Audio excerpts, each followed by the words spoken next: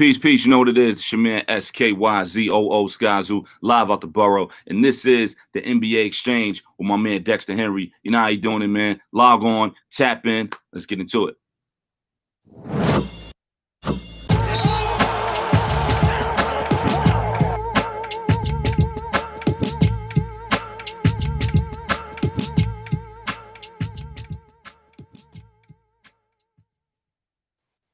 What's up, everybody? It's your boy Dexter Henry here with another episode of NBA Exchange. Been a very interesting week with a lot going on in the NBA, and we didn't do much shows this week. I've been dealing with a lot. I was a little bit under the weather and busy, so we had to push some stuff back. So we didn't get our usual Wednesday show with Gerard Hector where we bring some nuance. And you know what? Everything worked out fine because so much drama has gone on in the NBA this week. And there's so much to talk about that I'm glad we actually got to talk about it on a Friday. And I'm glad we are able to have Gerard Hector, my guy from True Hoop, also from the 7 Footers podcast, host there to talk with me about some nuance, because I would not have rather talked about anybody else about this stuff than my guy, Gerard Hector. And Gerard joins me now. Gerard, I don't know. First of all, how are you doing? Because it's been a busy week of NBA stuff. I know you've been dealing with a lot of videos, everything. How you doing? I'm doing all right, man. You know, I wish that like we were talking about on the floor basketball, which we'll get to. We'll get to today in our segment. But man, like it's just been a lot, and you know, I'm doing all right. Look, let's not like make this ain't about me. Like I'm living fine. I'm doing okay. People I love, my family, community, people we're good, right? Like it's crazy stuff going on in the world, but we're gonna try to make sense of it all on here as it relates to basketball. Yeah, we are going to try to make sense about it. Okay, so if you've been under a rock for some reason around the NBA in the last week or so, maybe you have. We're here to help inform. Kyrie Irving there's been a lot of drama around the Nets. The Nets have just been drama. Let's put it like that for the past 2 years. I texted you this. I said the Nets don't got nothing on Barnum and Bailey right now. They got nothing. Straight circus status. Straight circus status right now. Okay. A week ago today, last Friday, I had Chris Milholland on the show from Sports Illustrated. Does a great job covering the Nets. And we talked about the drama surrounding the team. Could they turn things around? Boy, little did we know how things would change so quickly. Kyrie Irving tweets out a video, Hebrews and Negroes, and I'm forgetting the subtitle out of it. I think it was Wake Up Black America, which is kind of ironic. But anyway, he tweets this out, this film, which has been looked at by a lot of journalists. People have combed through it. I'm going to be clear and transparent on here. I have not watched the film, but I've read a lot on people who are credible, who have watched the film and have detailed accounts of things from the film. So I'm well read on this.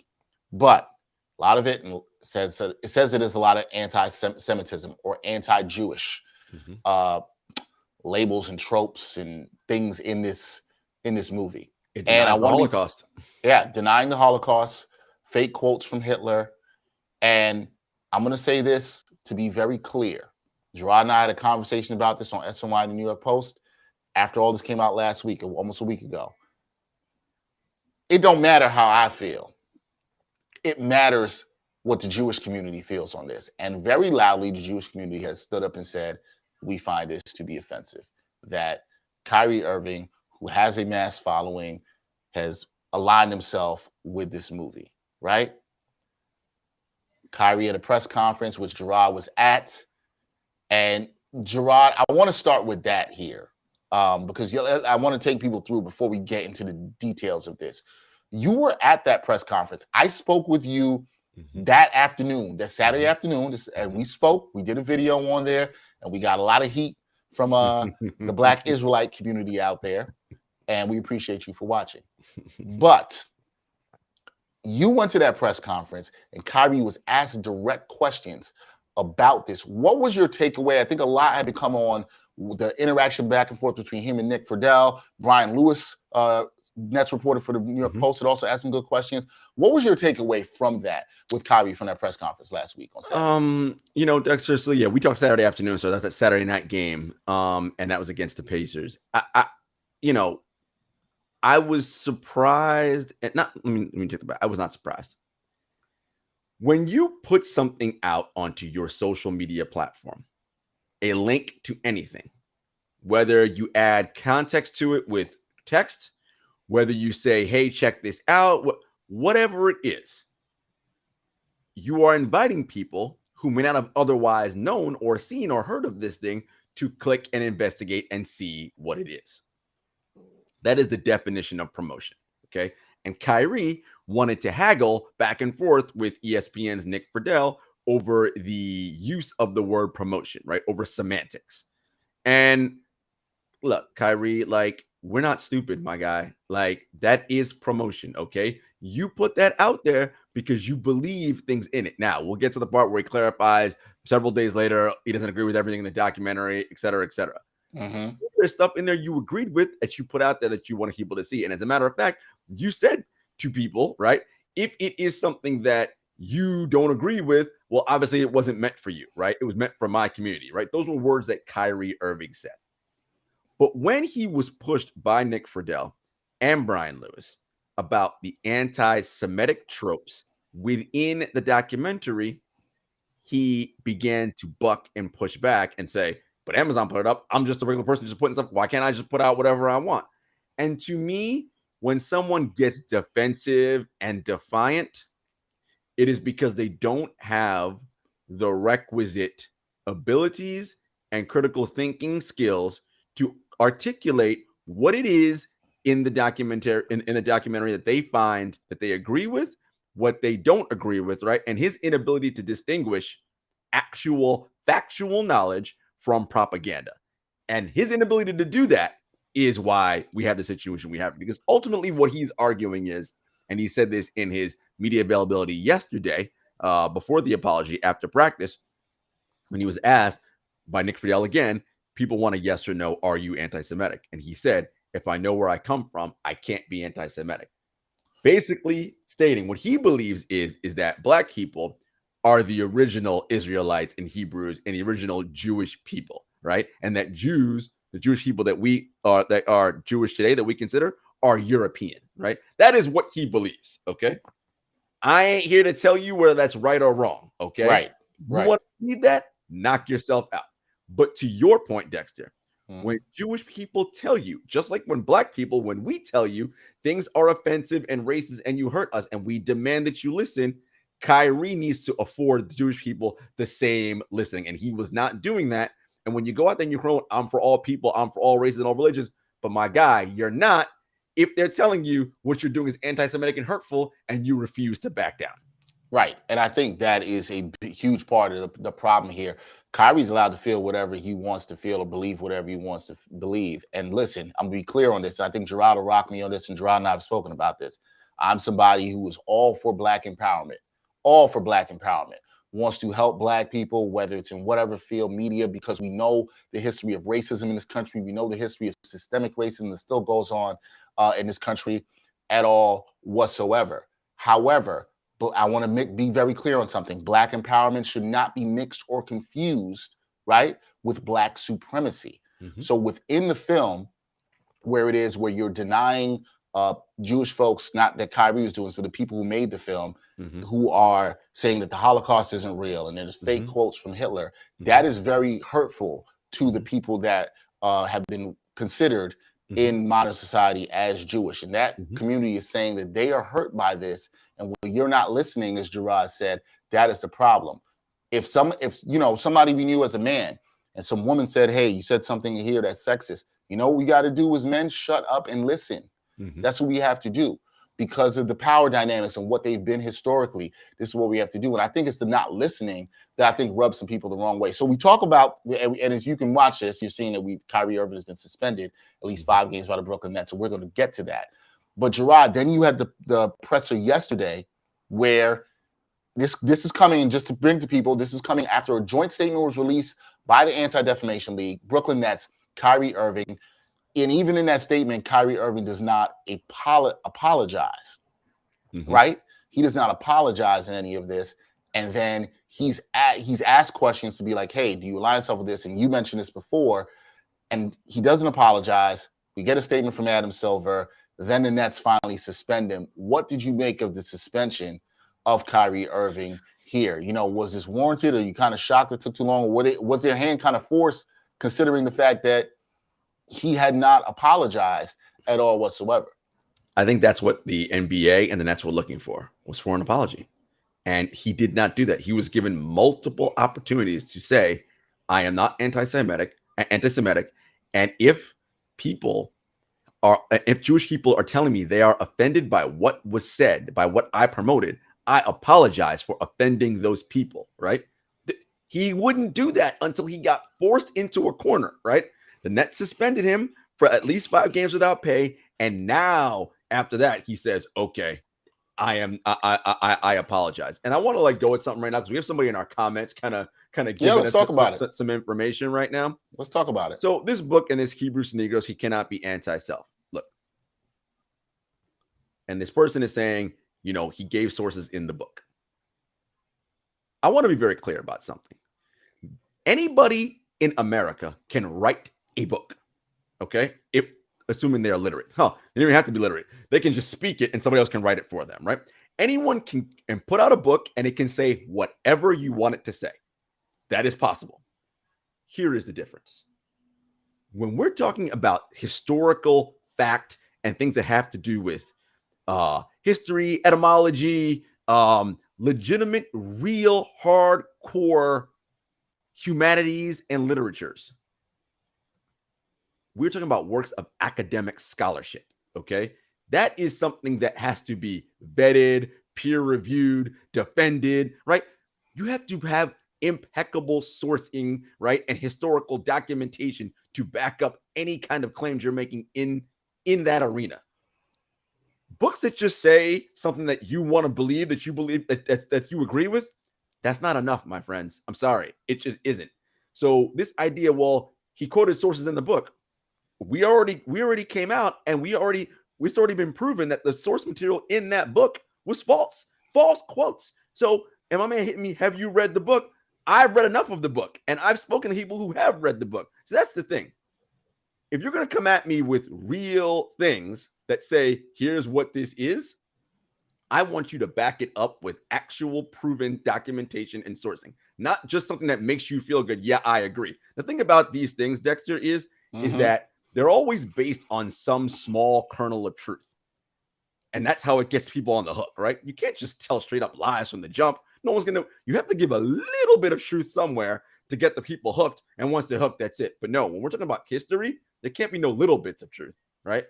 We need all the factual information out there. And for someone like Kyrie, if this is what you believe and you want to go down that road, my man, you went to Duke for, I'll be generous and call it a year. Right. There are people within that history department. There are black people in that history department you can find out who can walk you down, Yep. who made a lifetime of, see, this is the thing again. You want to get your information and think you're right off of 2 minutes of YouTube videos and half of a book.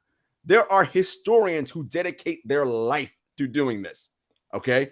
Go talk to them, Kyrie. Black people who will happily walk you down this path if you want to truly learn. But he's not interested in doing any deep academic scholarship or research.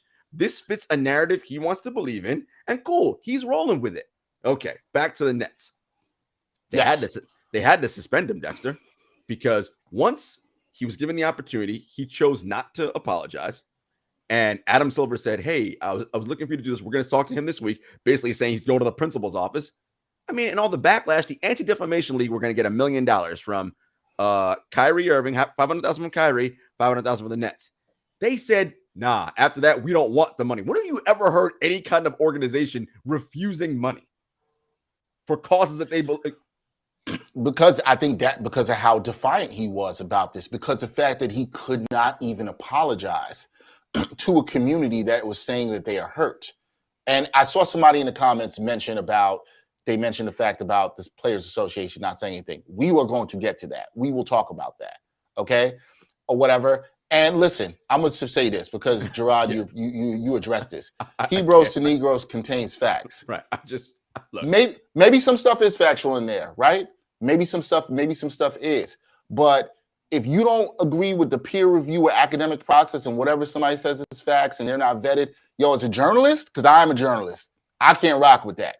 If you out here just taking whatever might be, then I can't necessarily rock with that, right? Hebrews and Negroes denies the Holocaust. So off rip from jump, I'm already right, out. I'm not rocking with that. That is not factual. Because we know that's not factual. That's not factual text. So then it's fair if somebody wants to after that, like, yo, I don't really consider anything else here to be credible. Because if you're going to lie about something that actually is factual and proven, and you're going to say to a group of people something that didn't happen that was traumatic to them, yo, ask, especially if you're a black person, I'm gonna be real on you with this. How you gonna feel if somebody said slavery didn't happen? You wouldn't like that either. And if you're gonna sit here and make an excuse for that, yo, I'm gonna be real on you. Like, just check your life, bro. Like, for real. Just check your life, check your process of fact, and I'm not here to insult anybody, but check your processes. There has to be processes to word things. And if you're fine with that and them denying that, and now this person's saying it doesn't deny it when that's actually been proven that they now did. It's disputing the numbers. Okay. Look, All man, yeah. I'm done. We're moved on from that. Good. We're good with that. Okay, man. Cool. Like, if you whatever fantasy land you want to be in, fine. We got through all that. Kyrie finally issues an apology last night after the suspension, right? And this is going to get into something else we'll get into, but like, part of me, when I saw the apology come out from him finally, which was via Instagram, made me be like, yo, is this too little too late? Because it might be too little too late for Kyrie. But what did you make of his apology when he apologized? And I want to say this before you answer that question. When people apologize and they put something out, I like to take them at their word. Now, is there something to the fact that he apologized once the pressure of the suspension was applied? I think there's something to that, but I'll let you speak on that, Gerard. Go ahead. I'm with you right there. I thought it was too little too late. And why did it have to get to the point where you got suspended for you now to say, okay, I apologize? And to me, that rings hollow. I hear you on taking him for what it's worth, but literally what changed from 11:30 a.m. noonish Thursday morning to 9 p.m. tonight? Did you have a change of heart and mind in those 8 to 9 hours? Whom did you speak to have that heart and change in mind? Maybe you did. I'm going to go ahead and say that's a little bit dubious on that. Now, let's get to the Nets in this situation. Dexter, they got to move on from this scenario, my guy. Like, it is time to put an end to this Kyrie Irving tenure for good. This man came over to the Brooklyn Nets in the summer of 2019. I'm just going to outlay to you in the last 4 seasons what has happened. 2019. So that summer training camp, they're in Santa Barbara. Okay. The Nets performance staff, which, by the way, has been lauded by all the players who've come through here, talks about all the different things that they do in terms of putting on wearables to track metrics and do different things to make sure their players are performing at optimum levels. Kyrie bucked on that on day one. I'm not wearing wearables. We're not doing this, whatever. Okay, fine. It's your right, your body, do what you want. Okay. It's the team said, we're not using it to not give you contracts. We want to do it so that we say, here's what we do. We want to get you ready so that you're in the best shape to play. Okay, you don't want to do that? Cool. That same summer, Dexter, they go to China for a trip. I don't know if you remember this. They had a team photo. You know, when you're in team photos, they want things to be uniform, right? Kyrie's wearing a hat. Hey, Kyrie, can you take your hat off for the photo? Nah, Photoshop it out. Okay, cool. That season, he plays 20 games. And he has an injury, and he and the team disagree on what he should do, how he should deal with it, whatever. And that happens, right, in the NBA. That's year one. Okay, cool. Year two. Kyrie goes on a 10-day unexcused absence. The team first lied and said, oh, yeah, Kyrie's away. But it turns out it was unexcused. He just disappeared for 10 days.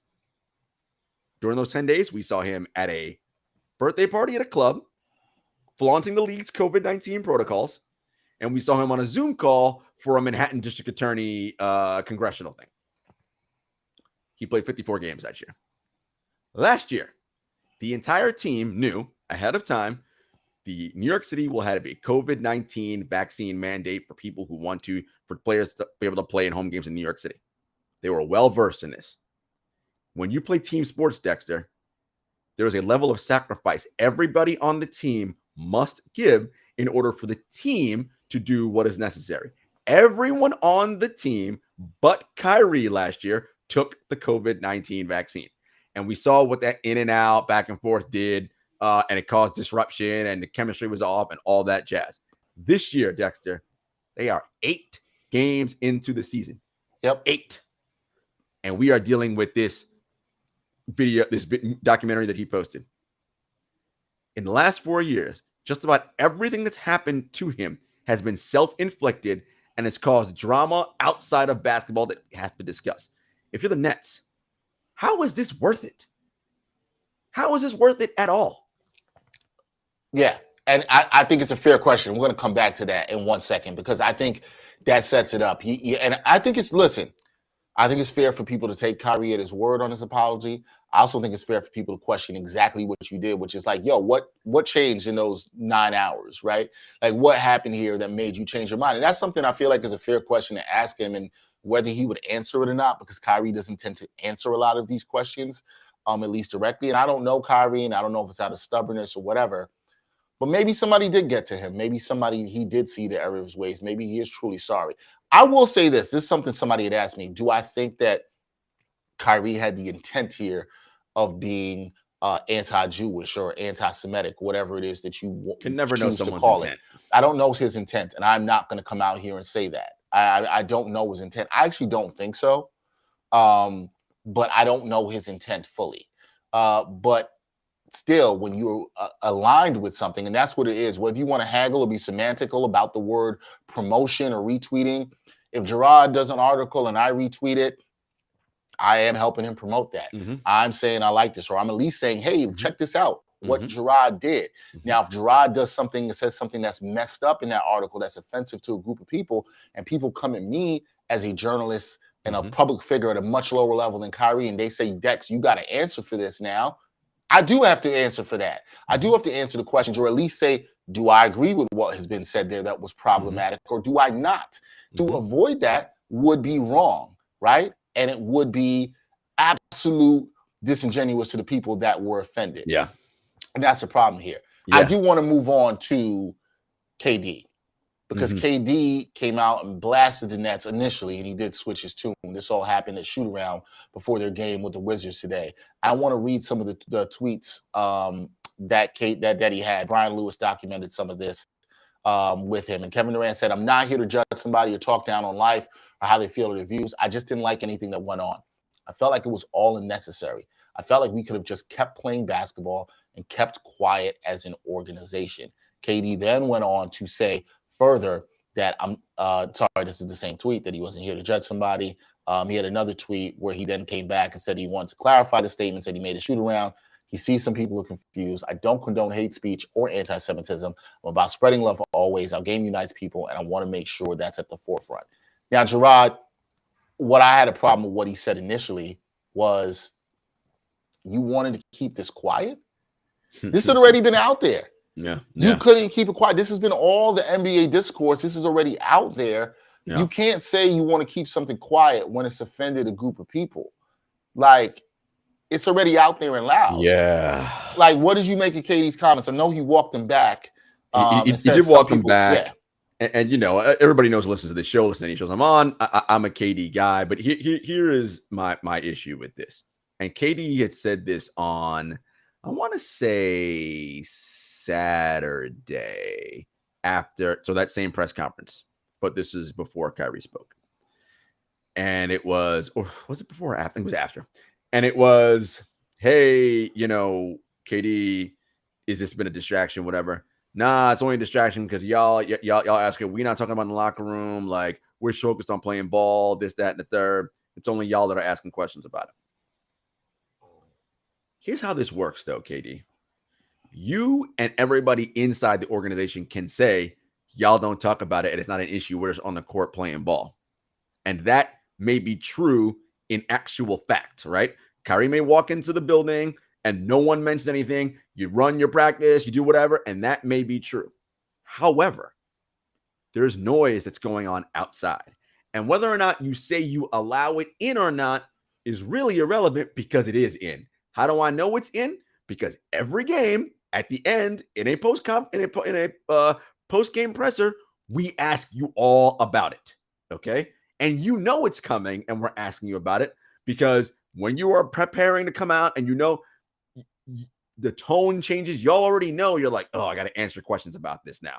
And Whether it's in the conscious front of your mind or it's subconscious, it's there because you know we're going to ask you about all the noise that's going on.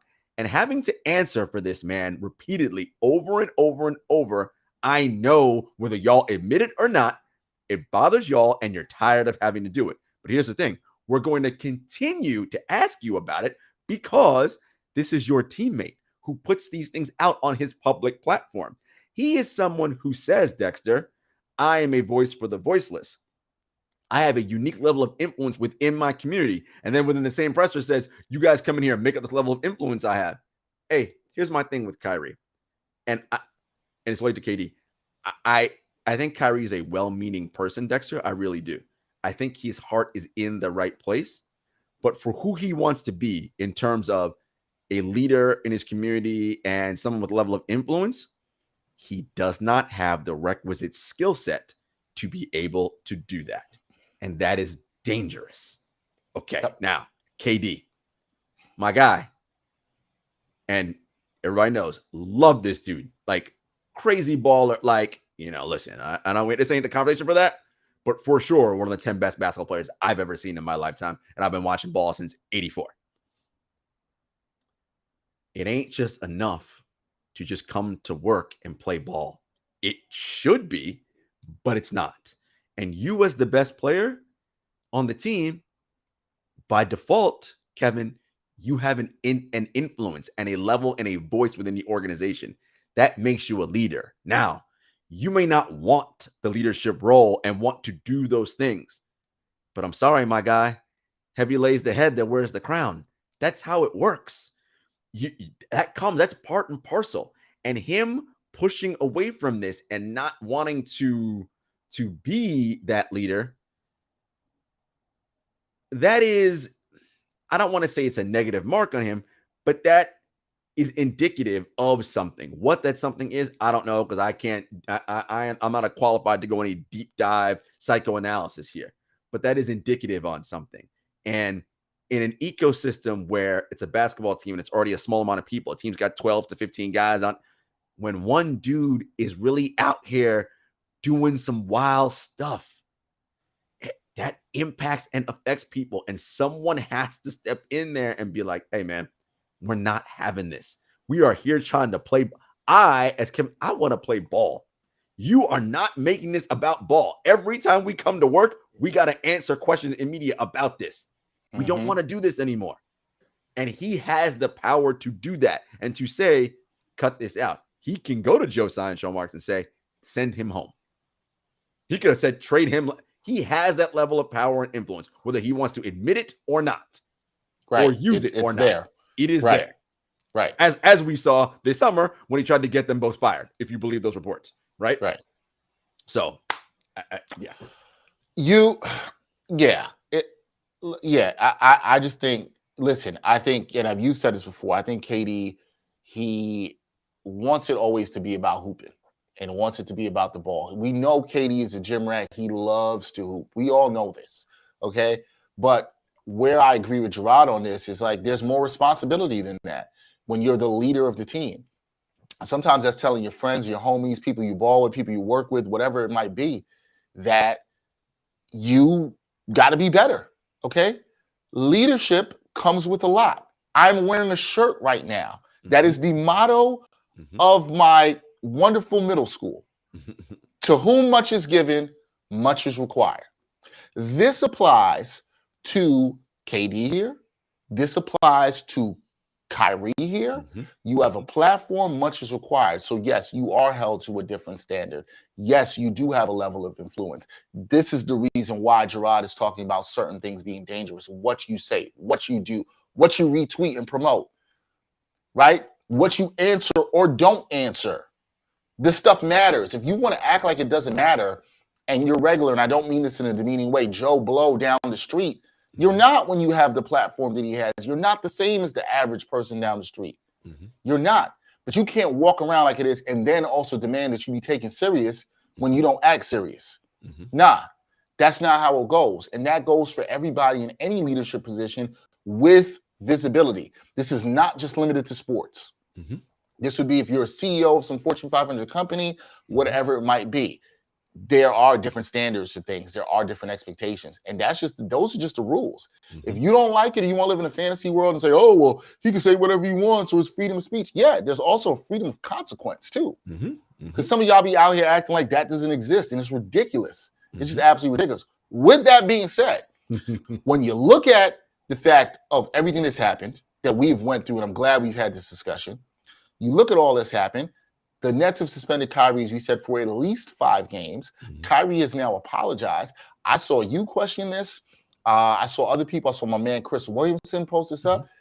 I think Kyrie might have played his last game with the Nets. Do you think Kyrie has played his last game with the Brooklyn Nets? Is there any way that this continues beyond this? You kind of alluded to, Gerard, that you don't think it should continue beyond this, but is there any way that this continues beyond what we've already seen? I mean, of course there's a way, because Sean Marks doesn't want to lose his job and he wants to win games. And look, Sean said today at shoot around, advanced that game against the Wizards, that the team did not consider waiving Kyrie. I'm here to tell you, but you should, right? But you should. Look, again, this team is already as constructed, not going to be what you think it's going to be, okay? And that being a championship contender. You're 2-6, okay? This team plays no semblance of defense. So let's get into the basketball stuff. You have a plethora of small guards. The rumors out there that Ime Udoka will come in and fix the defense. Unless Ime has magic dust where he's going to make Seth Curry, Patty Mills, and Kyrie Irving and these small dudes grow, David Duke and whoever, grow 7 inches, this isn't happening. So, look, this is, to me, I say, move on from Kyrie, and you begin the process of trying to build back that culture that you had in 3-4 years ago when you were the team of player development, underachievers who overachieved, all that great stuff. Because right now, this team as constructed, it's just not a pleasant environment. Here's the other reason why sending Kyrie home would be great. It will make work a much more pleasant place to be around. Because guess what? He gets sent home.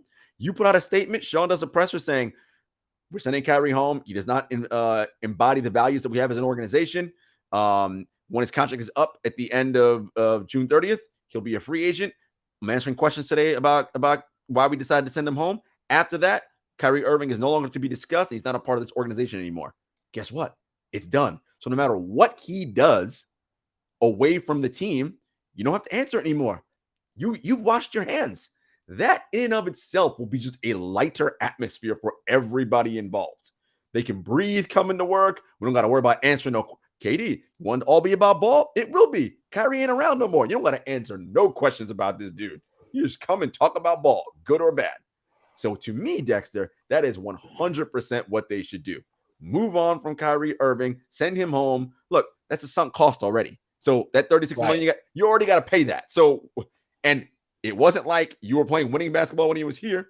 And then, as I said about rebuilding the culture, for the next 5 years, this team has zero control of its draft. Zero. Right. So what I would do is, and the ways to do this stuff quietly. Joe Tsai and Sean Marks go to Kevin and Rich Kleiman and say, Kevin, look, man, we love having you here, but this is just not going to work out, man. Like we don't see a path to success in the short term. And how many years you got left to play at this all NBA MVP level? Not many. So we're going to do our best to try to get you somewhere where you can play winning basketball. Just bear with us. All right. Kevin comes to work. He does his usual. I'm scoring 30, super efficient, all that. They work their magic behind the scenes. You trade Kevin, you get draft capital replenished because you need it, and you get some more young talent. And then at the trade deadline, after they played a ton, you get Joe Harris and Seth Curry out of here because they are shooters and they have value. Those are 2 of the best shooters in the history of the game. There are teams who are going to be competing for the playoffs and trying to move up. Love to have them. Who need shooters, and they will happily give the Nets draft picks and young players. And you rebuild, because this is how it's set up right now. Yeah, I'm with you on that. I think the time is over. If you're going to do it, rebuild it. There's going to be an argument. I know that people count as, well, you could trade Kyrie. No, you can't. To who? To who's going to take him right now? For who? So I want to be clear about something. I spoke to a couple of people in front offices around the league. You know what the word I got back in response? Radioactive. Whew, that's a strong one. Here's the thing. Hell no. I think a lot of people are going to say, oh, well, the Lakers are the obvious choice that he would go to, and they're desperate. They don't even want that right now. No, they don't want that right now. You know where else has a large Jewish community? LA. Yeah. No. They don't No. want that smoke right now at all whatsoever. Let's just move into a couple before we'll actually talk some real basketball on this. Before we do that, I want to talk about the NBA and the Brooklyn Nets response to this because it was 1 week till we got a response from Adam Silver on this. The Nets didn't really say anything till Wednesday night when they put out the joint statement with Kyrie and the ADL. Okay. And they also talked about shielding Kyrie. Oh, then he's not going to be available to talk to the media, which is a problem. If you don't think your player can talk to the media and put him out there because of what's going on, because what he might say, what you're concerned about what he might say, that is a problem. And I also want to say this because you and I talked about this privately. Okay. I don't think enough has been said about this, but I think people need to think about people who work for the Nets, who are Jewish, that work directly with Kyrie and had to look at him every day after he tweeted this post or how he felt. I think about those people. Some of these people, Gerard and I know, we've worked with them. And we know these people very well. And I think about how they've had to feel working with this guy, and then he won't apologize and be defiant. I do think about them because as another minority, I think about how I would feel in that situation. So I can have empathy for them on that. But when you look at the Nets' lack of a timely response, the league's lack of a timely response, the Players Association, none of who would mention Kyrie by name. I personally think they dropped the ball. I think the response was not proactive. I think it was reactive. And I think that's disappointing in today's times. And as much as I love the NBA, I love the NBA.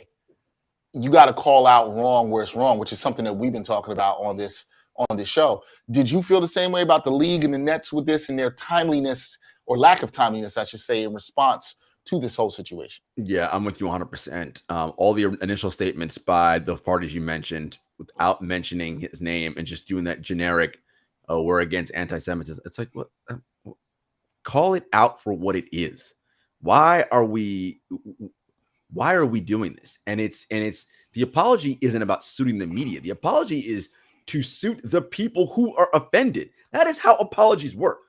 Apologies aren't for media. Apologies are for the aggrieved party. The aggrieved party said this was offensive. End of story. You apologize, Dexter. I mean, someone joked about this. You have a significant other. I've been married. I have a significant other. There are times when you get into disagreements for whatever reason. You may think you're right and you did nothing wrong. But what often happens to make sure that, you know what, this ain't worth it. Let's just smooth this over. I apologize. He couldn't even do that. Right. And we're talking about being married or significant others. These are my people you might be living with, right? This is that. You couldn't even do that. And let me address something here that came up in the chat because we got our guy again who asked, how should he apologize to suit the media? Did you listen to what Gerard just said? This isn't about suiting the media. And if you want to make this a media versus Kyrie thing, you're lost. Right. This is not what it's about. It's not what it's about, because when you're doing that and you're asking that question, you're being disrespectful to the people that are offended because you're not acknowledging that they're saying they're being offended. So I'm sorry, brother. No, that ain't it. That ain't it right there. If you want to, it's not about suiting the media. So once you start thinking that, you have completely lost it. You do not understand here what the apology is supposed to be at. It's not about that. It's interesting, Dexter. I think people nowadays are confused about what the role of the media is. That's another thing. Yes, I agree. And they think it's the media's job to go combat and go against the player. It is not. That's not our role. That's not our focus, right? The media is supposed to give information about things that the public is interested in, right? Our job is to give you truth about what is happening where you don't have access to. Right? That is the point. A public figure, Kyrie Irving, did what he did. And when he was asked to, again, if he didn't come out and say, I have a unique level of influence in my community, I'm the voice of the voiceless, right? If he doesn't promote and present himself as this person who is so enlightened and his job is to bring truth to people, no one's going to question him on those things. But that's what he says he is. Okay, cool. You're that guy. So when you put something out there, we get to ask you, hey, my man, what about this, this, and this? Do you agree with that? And when you, and let's, I don't know if this needs to be said, but I guess it should be. Mm-hmm. Anti-Semitism is hate speech. I mean, there's no two ways around that, right? There are no two ways around that. So and again, it's the same thing when black people say, when we tell you things, believe us. When other groups tell you that they are being hurt and offended, believe them, right? If we expect the same, that's how this process works. So this isn't even like that. Anyway, yes. Moving on. The NBPA, the Nets, everybody, they bungled it at first, and then slowly but surely, but it's all reactive, as you mentioned, Dexter. Yeah. It's not. It is not. You're not being proactive. You're responding to the backlash. Like that. That is not a way to run a business, right? You nip it in the bud from jump, and then it's over. But it's a week-long media cycle because the man won't apologize, one, and the league is not clear and being direct in the Nets about what we should do. And that's a problem. It's a huge problem. Yeah, and this brings us to the next point, probably the last thing we'll talk about in terms of Kyrie, but the silence that we've seen from other players, coaches, the National Players Basketball Association on this, who put out a statement but didn't mention Kyrie by name, who's a vice president of the NBPA. He is the vice president of the NBPA. Somebody earlier said we heard nothing from CJ McCollum, who's the president. I agree with you. You got to speak up out on this, CJ. And I like CJ. I think CJ's done a fantastic job there. And there's a lot of players who've talked on this, but who should talk on this. Reggie Miller called out the players for this. I think Reggie Miller was spot on. It's right. Shaq, Chuck. They talked about it. Here's the thing. You have to be, if you're against injustice, you're against injustice. If you're against other, you can't just be like, hey, it's just for my group when they get attacked. No. And as minorities and black people in this country, which the NBA is 90% black, you should know better. Now, somebody said to me, well, we saw this in football when Cap took a knee and you didn't really see white players stepping up. And I'm like, okay, to some degree, you can say you're not surprised by that from the majority of people, what they're doing. I'm not necessarily surprised by that. That doesn't make it right. Doesn't mean you have to continue it here, right, at all whatsoever. I think the silence from NBA players and coaches on this has been disappointing. Like, we can call a spade, like you said, Gerard. We can call out something when it's wrong. We can say there's no room from hate speech from this guy, or you can say Kyrie didn't say anything, because I know that's what some of y'all are going to say. But there is no reason for you to align yourself with a video that has hateful messaging in it. If you're going to come here and tell me there's no hateful messaging in that video, then fine. I got a bridge right here in Brooklyn I could sell you. I mean, okay? Dexter, the documentary quotes Henry. Like, Henry Ford is prominently featured in this documentary. Henry Ford, yes, started the Ford Motor Company, known anti-Semite. Like, I mean, what are we doing here? Known anti-Semite, right? Again, this is the problem. And Jamel Hill wrote an article about this in The Atlantic, and I thought what she said, Dex, was spot on. There is nothing wrong with black people seeking truths, right? And here's what she said. There's nothing wrong with black men examining their roots to better understand their place in history or in the world. But it's hard to believe that this can't be done without advancing ideas that denigrate others. Period. Right. End of discussion. Right. And that was my point earlier. You do not have to uplift yourself. You can uplift yourself, You can uplift yourself, but you do not need to tear others down to do that. Now, what people on the other side of this are going to say, and you've heard this, Gerard, is that, oh, well, we believe that we are the original Jewish people. And I will be clear, if this is what you believe, and I haven't done all my education on that to say if you want to believe that, that is fine, and that's your belief, and that's okay. But that still doesn't mean you have to disrespect another group of people. I am not espousing anybody's beliefs. I'm not saying that anybody should not believe that. I am not saying that at all. If that's what you believe, fine. But you don't have to do this. What I'm asking you, do you care about other people? That's what we're coming down to. That's literally what we're asking. Do you care about other people, and do you feel it's right to then talk about other people, groups of people, and their history and things that have happened to them as traumatic? Do you think that's right or not? Do you think a public figure should align itself or not? Don't dance around the issue. Don't say that this is the truth. And even Kyrie, if Kyrie said, hey, I believe that my people are truly the children of Israel, and I want to have a conversation about that, but I'm not with this other stuff that's been said, okay, we could understand that. I apologize if that was, people would understand that. But he didn't say that. He didn't say any of this. He gave y'all a bunch of word salad up in these press conferences, didn't say that. If he could stick to what he believes without having to be combative, defensive, putting down other groups, that ain't it, y'all. That's what Gerard and I have been saying. That ain't it. That's not that it, ain't man. it. That ain't it. And if y'all can't understand that, then I'm sorry, but that's not it. Now, one other thing from this week, okay? One other thing from this week. Steve Nash gets let go. Parted ways, we should say.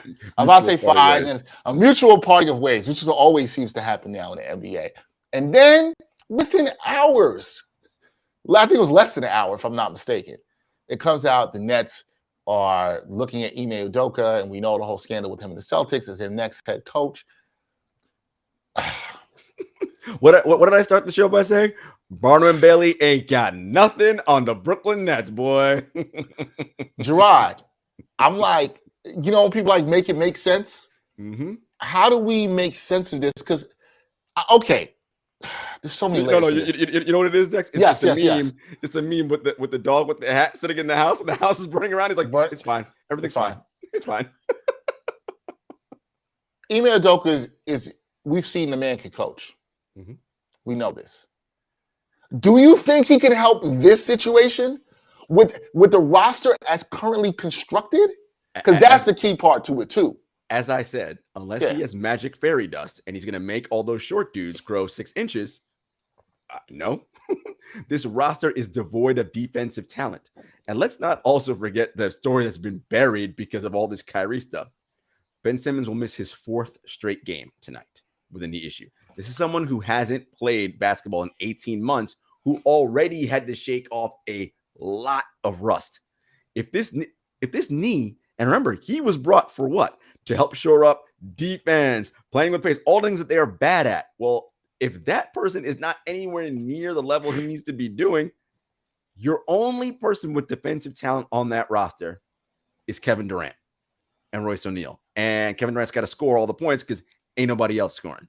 So that doesn't sound like a recipe for success to me. Ime Udoka, listen, someone said this, Red Auerbach, Phil Jackson, the great coaches of all time cannot fix this problem. That's why I said blow it up. Blow it up. Blow it up. I don't see how it fixes it either. But if you are going to bring in Ime Udoka and you want him to install his culture, it's more of the reason why I agree with Gerard's point to blow it up. Give him a roster of young dudes with assets, give him the keys and say, we're going to reset on the culture, because this whole culture is not well.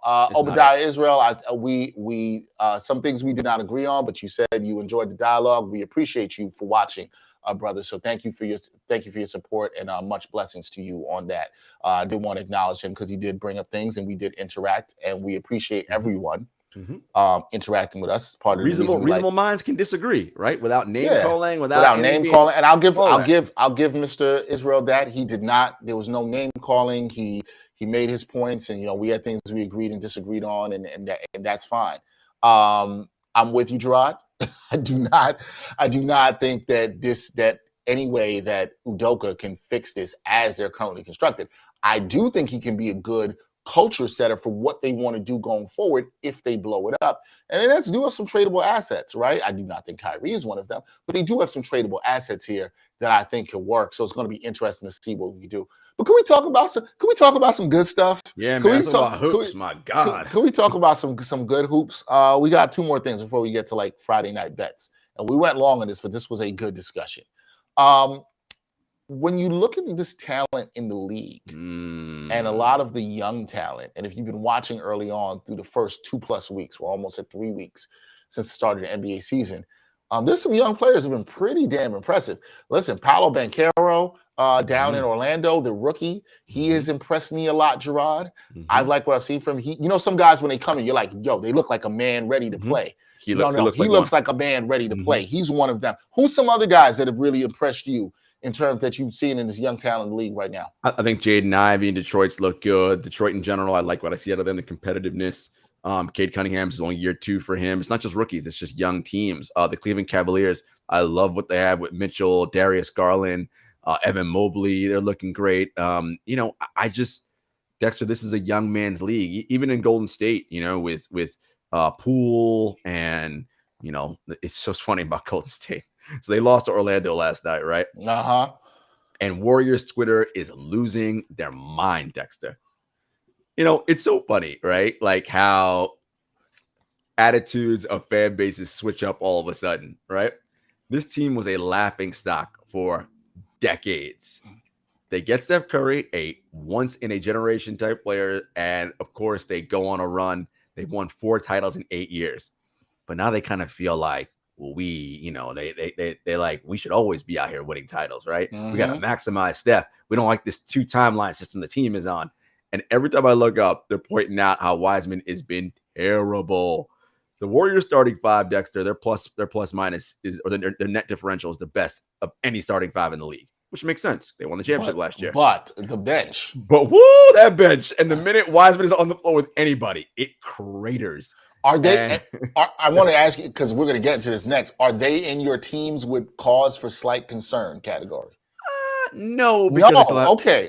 Because they still have Steph and Draymond, and so you're not tripping right now. I ain't listening. But back to your point, Warriors Twitter is tripping, and they're tripping about the young talent, which is also specific to that. Yes, and it's just, you know, listen, young guys are going to make mistakes. I think what they're worried about is we don't know how many years Steph has left of producing at an MVP level, and we want to be able to maximize that and win as many championships as we can.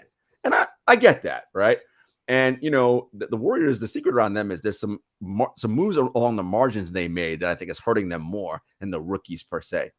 Letting Gary Payton II go, I think, is huge. Gary Payton II, by all defensive metrics last year, was the 2nd best defender in the entire NBA last season. They let Juan Toscano Anderson go, another excellent defender. Let Otto Porter Jr. III go. Otto Porter Jr. What the fuck, Jr. the third? Otto Porter Jr. They let him go. They let Nemanja Bjelica go. So vets, defenders, guys who are smart, who could play within the system, all that stuff that you need. All right, when Steph's got to sit, can this guy play 5 to 10 minutes in an NBA Finals game? And what the numbers are saying right now in James Wiseman is, the answer is no.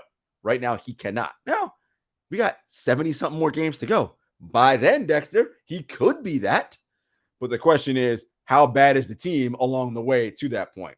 We don't know. They're looking bad right now at 2-6 or 3-6. So, you know, Warriors fans are a little concerned, but look, I think, you know, it'll be all right. I love what I'm seeing in Houston, even though we're not winning games.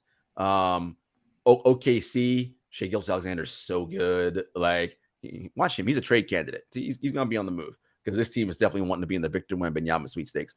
In Indiana, Benedict Mathurin, that man can flat out score. Now, as Coach Thorpe said, he's like a puppy with his head cut off. You don't know what he's doing otherwise, running around on defense, all that. But scoring, that man can score the ball. So they are at Keegan Murray in Sacramento. Like, I like what I'm seeing, Dexter. Young talent in New Orleans. I mean, let's not. That team is so good. They play Golden State tonight, which we'll get to in a little bit. Yes, we will. So all I'm saying about all this is the league has got a plethora of young talent all over the place, and there ain't too many nights where you're going to go, all right, we got an easy one tonight.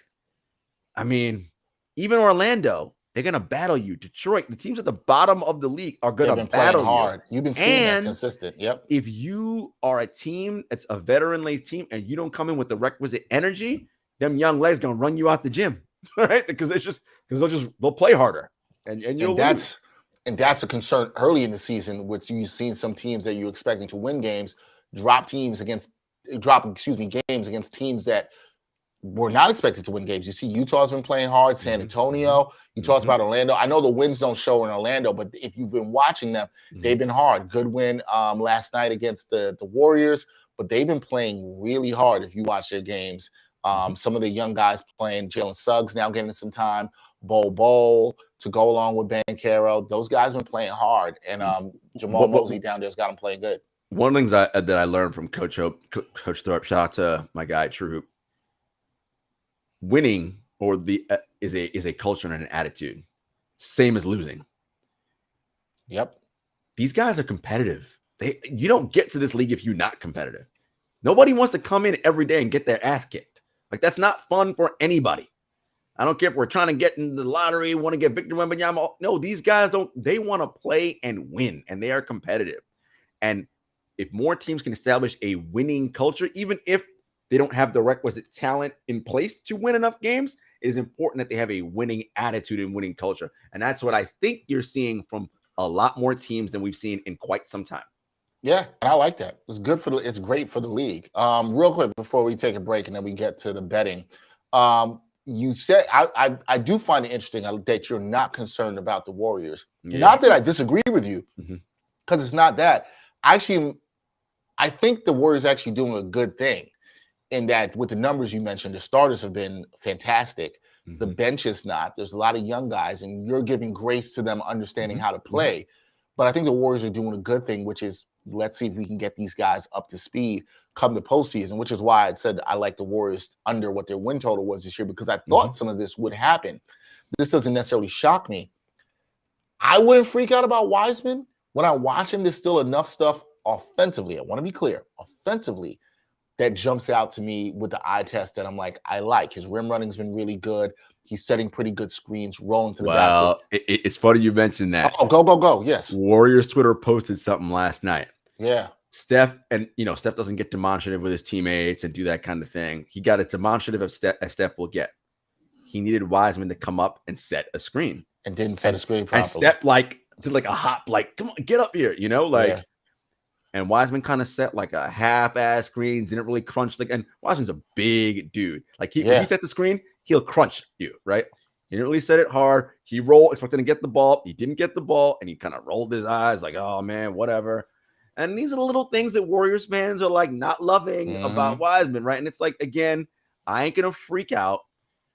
Let's give the kids some time, okay? Yeah. I know y'all want to win games. I get that. Y'all won 4 titles in 8 years. Calm down. Your starting 5 is still the best starting unit in basketball. Push comes to shove in the playoffs, you're going to be fine, right? Let's see if your future, if this guy can be a part of your future. And I'm not ready to say after some bad body language in a couple of games and 9 games this season that I'm ready to write he's terrible, he's not good. Yeah, I wouldn't write him off on that. Are there any teams though that you are concerned about early? Well, we mentioned Brooklyn, of course. They're at a different status than concern. Yeah, we talked about y'all got to blow it up. My Grizzlies only from the standpoint of defensively, and look, Jaren Jackson Jr. is not playing, so that's a huge reason why they're not good defensively right now. But I need that defense to kind of come around a little bit, so I got my eye on them. I think Denver's starting to turn things around a bit. So there really is no one that I'm the Lakers, but I didn't. Are you concerned about Philly? And we'll talk about them a little bit with Harden being out. With Harden being out.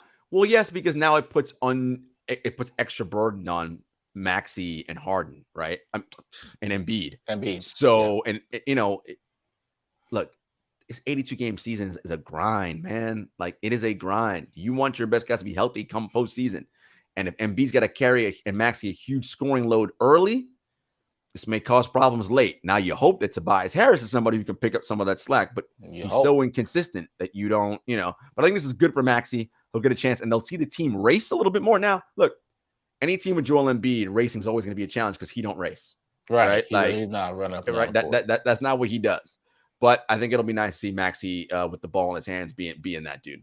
All right, we will see. I have a little concern in them. I agree with you. There's probably not too many teams I'm concerned about. I'm glad you mentioned Memphis. But I think a lot of the defensive issues we've seen in them will be cleaned up when you have a guy like Triple J back there. You know who I am concerned about? We forgot Sorry, and it's gonna be hurtful to you. Yo, man. No, it's fine. You can say the Knicks. Like, double-digit lead against the Hawks, and then you get beat by double. Like, what is happening? So I think that here's what I'll say to that. I think that game is concerning. I haven't been concerned with them overall. I know they're 3-4. I'm not concerned because here's what I will watch, and we'll get into this in the next segment. This is what you got to keep an eye on, Knicks fans. What concerned me in that game, and the reason they lost that game, where they started out fantastic defensively, were hitting everything. What happened? Why did they lose that game?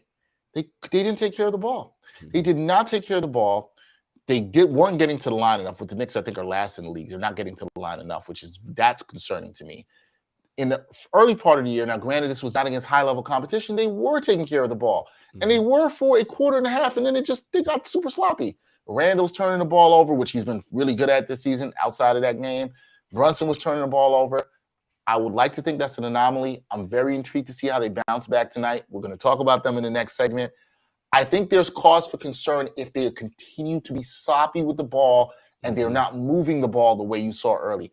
That was their success. Even in the games they lost to Milwaukee and even in Cleveland, there was good ball movement in those games. And when you see that go away and guys are getting too much with the ISO stuff, and then it translates to the body language, as you know, Gerard, and then you're not playing defense. That's what I saw in that game. If that continues, I'm concerned. I'm not going to trip off of one game. They've been competitive for the most part in the games against the higher level competition. They have another one tonight. Let's see how they play on the road down in Philly. I'll get to that game in a second. But yeah, there are other things we could talk about. I know you're probably concerned about RJ, who's been off to a slow start again. But he's, I'm seeing some things that look okay. I just, you know what? I'm very high on him when you pick up, he's picked third in that draft. I'm like, he just may not be that dude. Like I'm starting to want, he just may not be. I'll tell you what's evident about the Knicks. This is what I'll say. And I know it's early and it's 7 games, but Jesus, when I watched that game on Sunday night and Donovan Mitchell did what he did to the Knicks. Was I crying about it? No. Do I still think the Knicks shouldn't have gave up the whole farm from him? Yeah, I still stick on that. But it's very clear to me, in a game the Knicks could have won, right? It's very clear to me, they ain't got that dude. How valuable it is to have that dude. The Knicks are a solid team, I think. But they don't have that guy. They don't have that guy that can go get you a bucket, that can stop a run when Atlanta was coming back on them. They don't have that guy. They have some nice pieces and some nice young pieces, but they ain't got that dude. How they figure that out and what happens is going to be a lot of what happens to that franchise. I do think them winning, I do think them playing hard and building a culture matters, but they ain't got that dude. And if you're an honest Knicks fan, you know they ain't got that dude. And RJ Barrett, sadly, is not it. And look, it's unfortunate for him, Dex, because of the draft class he was drafted in, right? Like, that's, I think, the issue he has to deal with. Except that happening is some straight Knicks shit. That's some Knicks shit, though, right? I mean, right? Because it's like you got Ja Morant and Zion that went ahead of him. Okay, fine. But the pick right after him was Garland. Hero was, you know what I mean? It's just like, some Knicks stuff. That's all I'll say. That is all I got to say on that. Yeah. All right, we'll take a quick break. When we come back, we'll give you the best bets for Friday night on the NBA Exchange. Are you looking for a better way to play player props or daily fantasy sports? Well, look no further than Prize Picks. Prize Picks is the leading over-under daily fantasy game. Why? Because it's so easy to use and win. You can make your picks in under 30 seconds and win up to 10 times your money in one day. Right now, we have a special offer for our viewers and listeners of the NBA Exchange. All you got to do is sign up now and use the promo code NBAEX. Prize Picks will match your first deposit up to $100. Yep, that's right. They'll match your first deposit up to $100. So, join the over 150,000 others who found a better way to play and download the Prize Picks app today.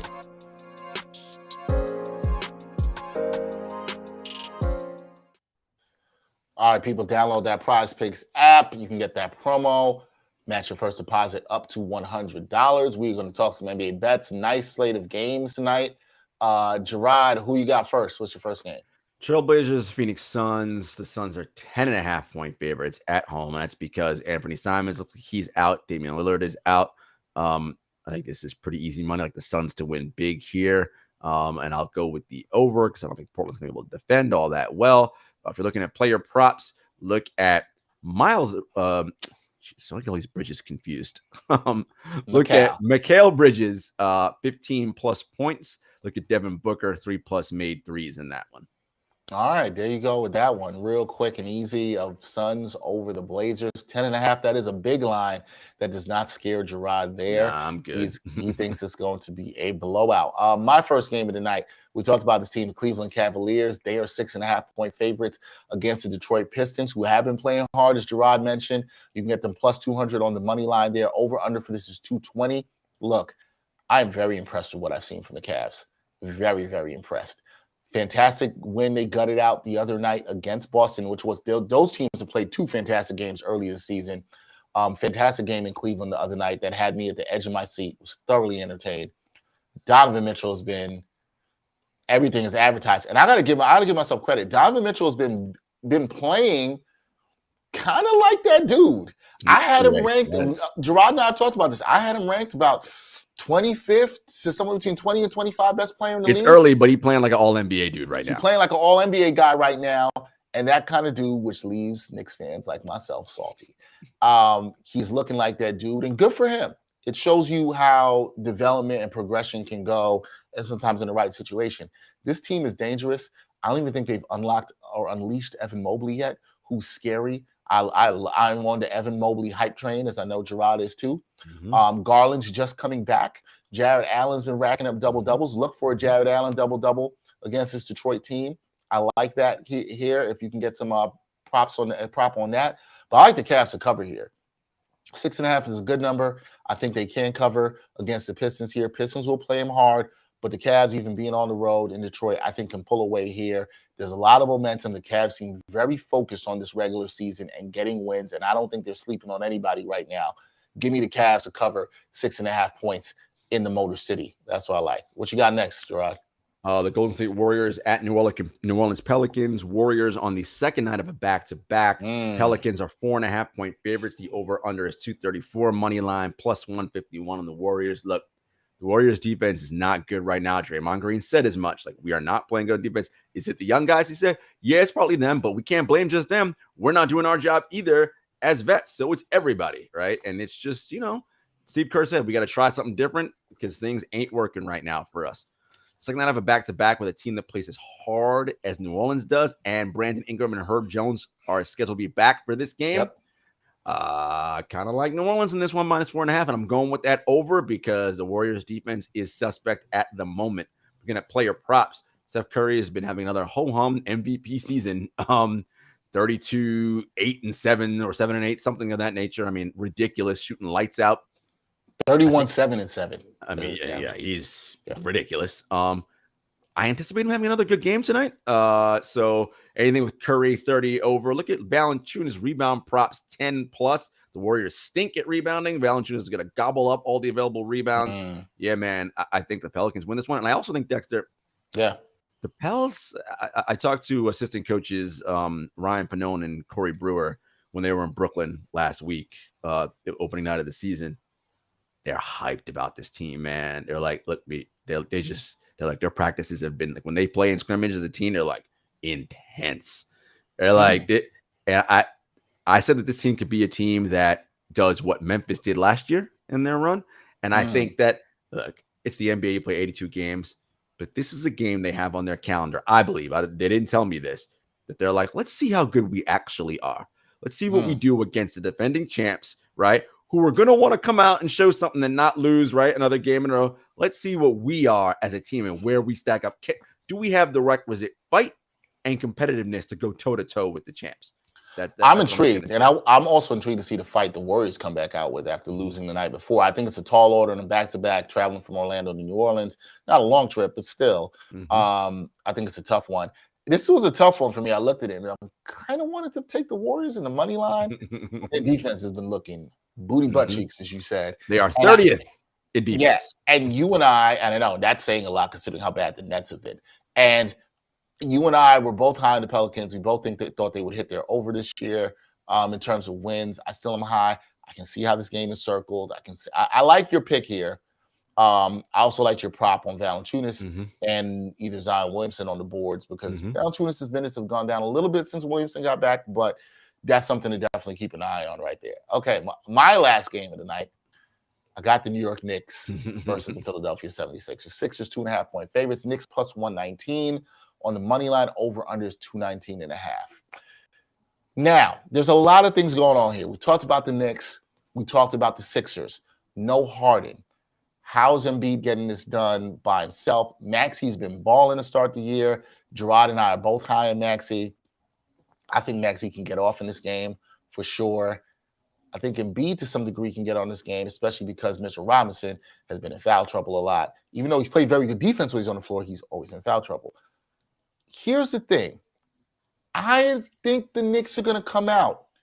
This is about both teams are coming off losses. The Philadelphia lost to the Wizards the other night, but they don't have Harden, who they've been playing with a lot with the ball in his hands. But I do think the Knicks are going to come out with some fire. I think they're going to be pissed about blowing the lead to Atlanta on the road. I think they're going to get back to moving the ball. I'm going to go with the Knicks money line here. I think you get some good value with them, just over even money. I'm going to go with the Knicks here. I think they bounce back in Philly. Philly does not have their guy with the ball in their hands a lot. New role for Maxey. Their defense has not been good either. And that's maybe where I'm betting on. The Knicks defense early in the season has been much better than the Sixers defense here. The Sixers offense in itself was already really their bread and butter was that two-man game with Harden and Embiid. They don't have that now. I think the Sixers are a little bit wounded here, still trying to figure stuff out. Give me the Knicks with the money line here.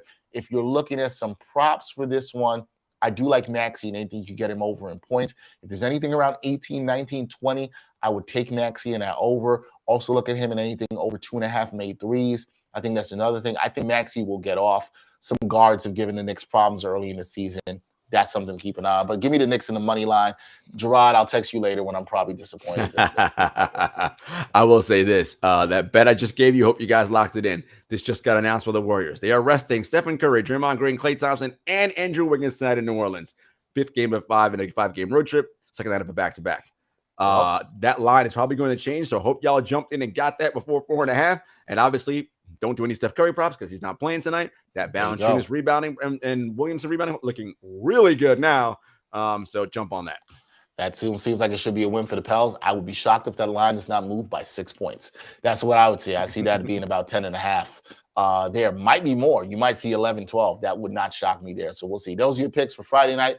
Should be a busy Friday night. Gerard, we had a fantastic conversation about the Kyrie stuff. Yes, there's nobody I would have rather had it with than you because we were able to have some nuance to it. And listen, y'all, we don't got to be tripping out there. We can call out things where they're wrong. There's no room for hate.